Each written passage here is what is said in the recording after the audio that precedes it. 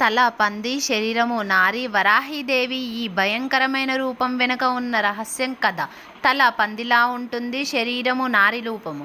ఇది ఏదైనా భయంకరమైన రూపం అనుకుంటున్నారా? కాదు, ఇది సాక్షాత్తు శక్తి స్వరూపిణి వరాహిదేవి అవతారం. ఈ రూపం వెనుక దాగి ఉన్న రహస్యము కథ వింటే మీరు ఆశ్చర్యపోతారు. వరాహిదేవి ఎవరు? వరాహిదేవి అష్టమాతృకలలో ఒకటి. భైరవుడికి శక్తి స్వరూపిణి. మహంకాళి దేవి అనసూయని.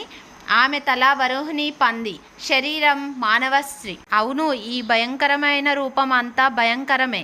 శత్రువులకు మాత్రమే రూపం ఎందుకు వచ్చిందో తెలుసా? ఒకసారి భూమిని హిరణ్యుడు అనే రాక్షసుడు అపహరించడానికి విష్ణు వరాహ అవతారము ధరించి అతన్ని సంహరించాడు.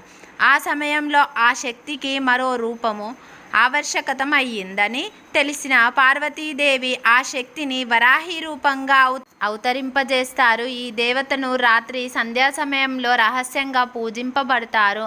ఆమెను పూజిస్తే శత్రువుల నాశనము, దుష్ట శక్తులతో జరుగుతుందని నమ్మకం ఉంది. వరాహీదేవి అంత శక్తివంతమా? ఈ రూపము చూస్తే కొంచెం భయంగా ఉండొచ్చు, కానీ ఇది భక్తులకే రక్షణ కలిగించే అమృత రూపము. ఈ దేవతను మనం ప్రేమతో శుద్ధితో పూజ చేస్తే బాధలు, దుర్మార్గ శక్తులన్నీ అంతమవుతాయి. ఇలాంటి మరిన్ని స్టోరీస్ కోసం మై ఛానల్ని like and share and subscribe చేయండి ఫ్రెండ్స్.